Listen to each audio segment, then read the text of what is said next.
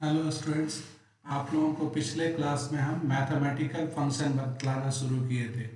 आपको हम सिखाए सम फंक्शन जिससे संख्याओं का जोड़ निकालते हैं, प्रोडक्ट से संख्याओं का गुणनफल निकालते हैं, कोसेंट फंक्शन से भागफल और मॉड से रिमाइंडर निकालते हैं, एसक्यूआरटी किसी नंबर का रूट जानने के लिए और power function x to the power y का वैल्यू जानने के लिए। इसके बाद आपको हम रोमन फंक्शन बतलाए थे किसी संख्या का रोमन इक्विवेलेंट जानने के लिए। अब उससे आगे सीखते हैं। आज सीखना है पाई, लॉग, फैक्ट, इन सब फंक्शन को। तो पहले स्टार्ट करते हैं Excel, Microsoft Excel start.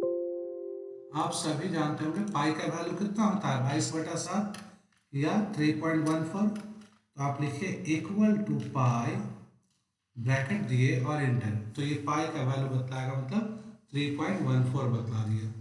Equal to पाई लिखना है और एंटर दबाना है, इससे पाई का वैल्यू आता है। इक्वल टू लॉग, इससे लॉगरिथमिक वैल्यू निकालते हैं। जैसे इक्वल टू लॉग 2,10, तो 2 का बेस 10 पे, नंबर कौन सा 2 और बेस कितना 10, इस आधार पर लॉग का वैल्यू निकालेगा। इक्वल टू लॉग, और अगर हम लिखते हैं 10,10, तो ये जानिए नंबर और बेस जब सेम होता है तो लॉग का वैल्यू होता है 1। तो इसका आंसर क्या आएगा 1। तो इक्वल टू लॉग फंक्शन से आप लॉगरिथम मान जानते हैं। जैसे 10,2, यानी 10 का लॉग निकालना है बेस 2 पे। अब अगला फंक्शन है लॉग के बाद क्या, फैक्ट। फैक्ट फंक्शन किसी संख्या का फैक्टोरियल निकालता है। जैसे फैक्टोरियल ऑफ 5 का मतलब जानिए कि फैक्टोरियल ऑफ 5 का मतलब हुआ 1 से लेकर 5 तक का गुणनफल। 1 into 2 into 3 into 4 into 5, inter दबाएंगे तो इन सब का गुणनफल 120 आ जाएगा। इक्वल टू फैक्ट, और हम 7 लिखें तो 1 से लेकर 7 तक ये मल्टीप्लाई करेगा। इक्वल टू फैक्ट 6 लिखे तो 1 से लेकर 6 तक के वैल्यूज को मल्टीप्लाई करके 720 दिखलाएगा। तो अभी आपको हम 3 फंक्शन बतलाए। पहला फंक्शन बतलाए पाई, ये पाई का वैल्यू बतलाता है 3.14। दूसरा फंक्शन बतलाया इक्वल टू लॉग, फंक्शन का शुरुआत हमेशा इक्वल से होता है। इक्वल टू लॉग, जिस नंबर का लॉग निकालना है वो लिखिए और बेस लिखिए। जैसे 10,2, तो 10 का लॉग बेस 2 पे निकाल देगा। इक्वल टू फैक्ट, और आप जो नंबर लिखेंगे, जैसे 8 लिखे तो 8 का ये फैक्टोरियल दिखला देगा। अब फैक्ट फंक्शन तक जानने के बाद आगे जानिए कि वह लाइन जहां आप फार्मूला या फंक्शन लिखा हुआ देखते हैं वो लाइन कहलाता है फार्मूला बार, और उसे लाने या छुपाने के लिए कमांड है व्यू फार्मूला बार। क्या हम बता रहे हैं देखिए। अभी जो ये सब नंबर आप देख रहे हैं ये सब किससे आया है, जो हम फंक्शन लिखे थे उसी से आया है। तो आप यहाँ क्लिक कीजिए, देखिए हम क्या फंक्शन लिखे थे, ऊपर में अपियर हो रहा है कि हम लिखे थे इक्वल टू पाई। यहाँ क्लिक किए तो लिखा हुआ है इक्वल टू फैक्ट 8, है ना।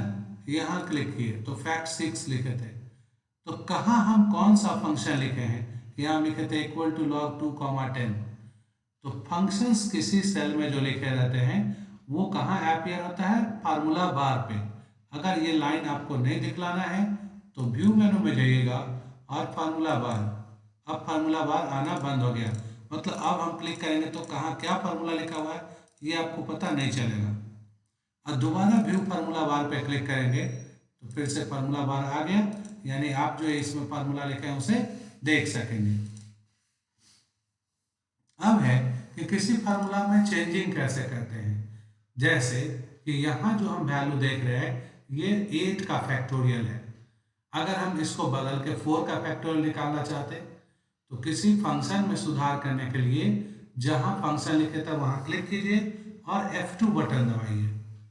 अब आपको क्या चेंजिंग करना है वो कर लीजिए, जैसे 4 कर दिए और एंटर।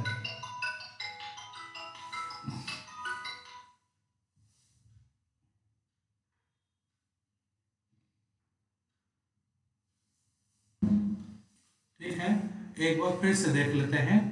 इक्वल टू हम लिखे फैक्ट और 5, तो ये 1 से लेकर 5 तक मल्टीप्लाई करेगा।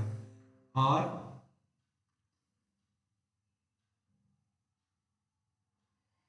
1 से 5 तक गुना करके कितना निकाल दिया 120। अगर इसे बदलना है तो यहाँ क्लिक कर F2 दबाओ, क्या बदलाव चाहते हो, जैसे 7 एंटर दबाए तो 7 का फैक्टोरियल दिखला दिया। अब आगे जानिए, फंक्शन में सुधार करना तो जान गए, किससे, F2 से या डबल क्लिक करके फंक्शन में सुधार होता है। अगला फंक्शन है सीलिंग। सीलिंग फंक्शन किस लिए यूज होता, तो किसी भी नंबर को नियरेस्ट मल्टीपल ऑफ n में बदलेगा सीलिंग। किसी भी वैल्यू को, नंबर को नियरेस्ट मल्टीपल ऑफ n में बदलेगा सीलिंग। जैसे देखिए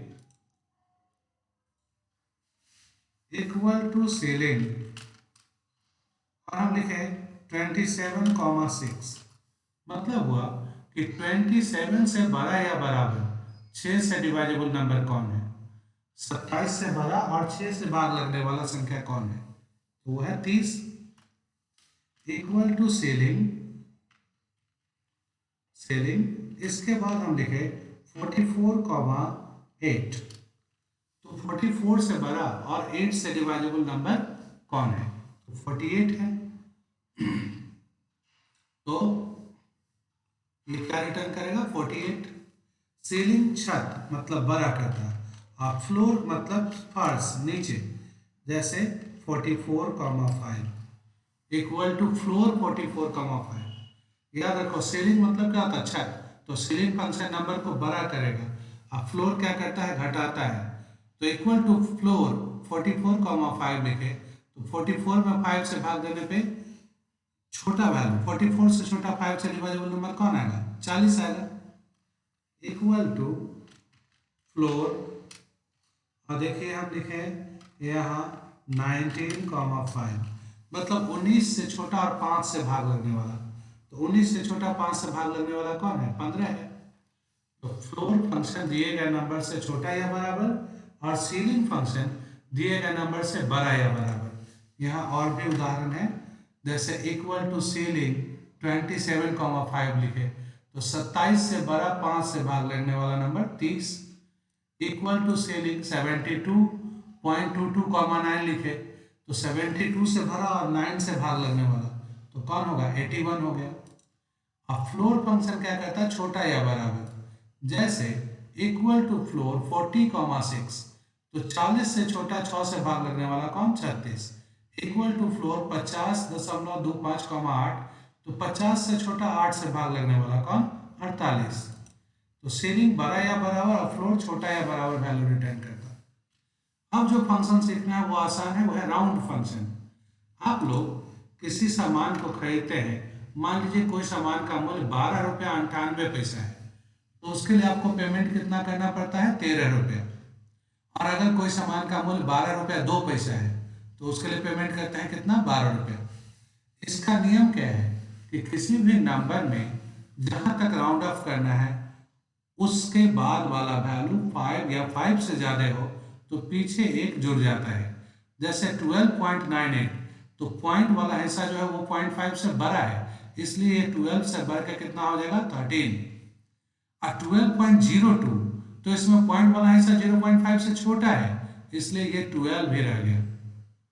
ठीक है, अब यहाँ इसको एक्सेल में दिखला देते हैं तो आप सही ढंग से समझ पाएंगे। देखिए इक्वल टू राउंड 88 रुपीज 95 पैसे, 0, 88 रुपया 95 पैसा किसी सामान का मूल्य है, इसको 0 डेसिमल प्लेस तक राउंड करना, मतलब दशमलव का स्थान हटाना है। तो ये 88 रुपया से कितना हो जाएगा, 89 हो जाएगा, 89 हो जाएगा, क्योंकि पॉइंट के बाद वाला वैल्यू 0.5 से बड़ा है। और इक्वल टू राउंड और लिखते हैं 88.03,0। तो इसमें क्या आ रहा है कि पॉइंट के बाद वाला जो वैल्यू है वो 0.5 से छोटा है, तो ये 88 ही रह जाएगा। इक्वल टू राउंड और हम लिखे 84.2599, 2। तो ये कह रहा है कि 84.2599 में पॉइंट के बाद कितना डिजिट रखना है, 2 डिजिट। तो 84.25 तक हमको रखना है। तो जहां तक रखना है इसके ठीक बाद वाला अंक देखिए क्या है, तो इसके ठीक बाद वाला अंक क्या है 9, इसलिए 84.25 ना होके 84.26 हो जाएगा ये। तो ये था मैथमेटिकल फंक्शन के बारे में जानकारी। अब आगे हमको बतलाना है स्टैटिस्टिकल फंक्शन। ठीक है, आपको ध्यान देकर इसे सीखना है, बहुत आसान चीज हम सिखाने जा रहे हैं। स्टैटिस्टिकल फंक्शन में 3 फंक्शन तो एक ही बार में सीख जाएंगे कि एवरेज फंक्शन संख्याओं का औसत निकाल देगा, मैक्स फंक्शन संख्याओं में हाईएस्ट निकाल देगा, और मीन फंक्शन निकाल देगा संख्याओं में स्मॉलेस्ट। देखिए आप सब स्टूडेंट, यहाँ हम डेटा कुछ टाइप कर दिए। अब इन सब संख्याओं में मान लो फिजिक्स का हमको एवरेज निकालना है, तो हम क्या लिखेंगे, इक्वल टू एवरेज। और फिजिक्स का मार्क्स देखिए कहाँ से कहाँ तक है, B1 से B2 से लेकर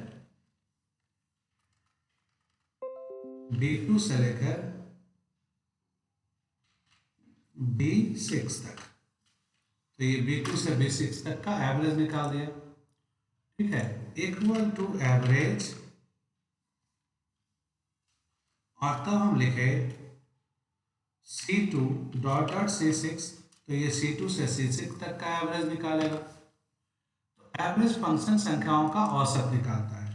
इक्वल टू मैक्स क्या निकालेगा, सबसे बड़ा, equal to max B2 dot dot B6, तो B2 से B6 तक में सबसे बड़ा निकालेगा।